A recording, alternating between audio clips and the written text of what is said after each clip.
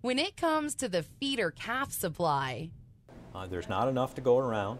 There's going to be empty pens. I want that guy to have an empty pen, not me. the nation's cow herd was at 90.8 million head to start 2012. But as summer turned to fall, drought had hit 3/4 of that herd. So the analyst expects it to shrink another million head or more by January 2013. We've seen some extremely tight packer operating margins over the last year. That's unsustainable. We're looking at sizable cattle feeding losses at the present time. Those are unsustainable. And again, it probably boils down to some change in the structural capacity within the industry.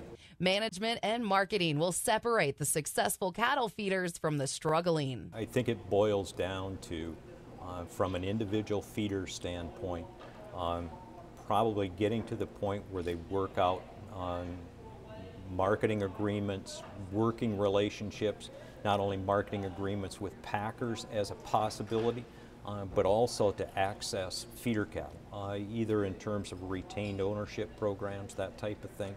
It works for an individual feeder. I don't want to say it's a boutique kind of thing, but that's the kind of environment that I think we're in. Value added isn't just a buzzword, but a solid game plan. Sands explains. That's going to require doing some things differently than we've done in the past. The typical commodity business, when an individual cattle feeder is competing against huge cattle feeding operations, they're at a competitive advantage. And they're going to have to figure out ways, either in terms of acquisition of raw materials, financial management, risk management programs, or something else to create a niche within which they can thrive. Because the reality is, not everybody will. I'm Cindy Campbell.